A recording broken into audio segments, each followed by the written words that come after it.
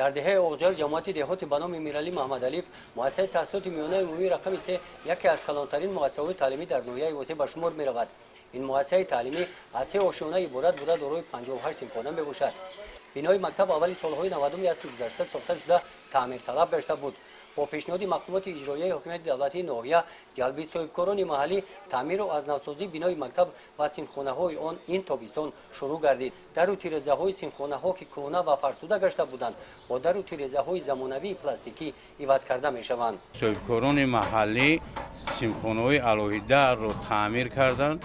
اینچنین از طرف صاحبکار اسکندرов نورلو با مقدار 41 تیره‌زه 3 در پلاستیکی عین حال 14 تای آن پیوست کرده شد باقی مانده است خواهد پیوست کرده شد. عین حال یک 14 صنفخانه را پرگی از شیفت تو پولش تعمیر کردیم.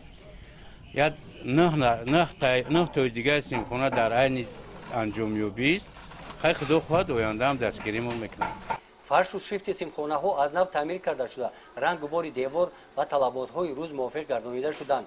در کارهای تعمیر صنفخانه‌ها در پهلوی استادان، شاگردان و ختم کنندگان مکتب اشتراک می‌نمایند. در نتیجه همین سیاست پیشگرفته جناب عالی تمام صاحبکاران حدود ناحیه وسیع بیدار شدند، کمک خود را به مؤسسه رسانده ایستادند.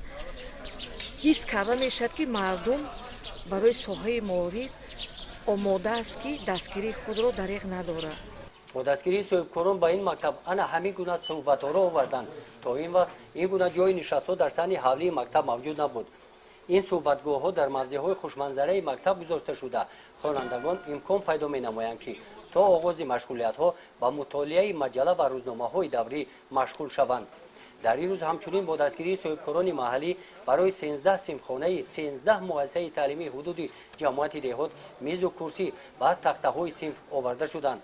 مقامات اجرایی حکومت دولتی ناحیه با جلب صاحبکاران مقصد دارند که بخشیده به تجلیل جشن 30 سالگی استقلالیت دولتی جمهوری تاجیکستان در دیگر مکتب‌های ناحیه مشکلات‌های جای داشته را در ساحه معارف برطرف نمایند.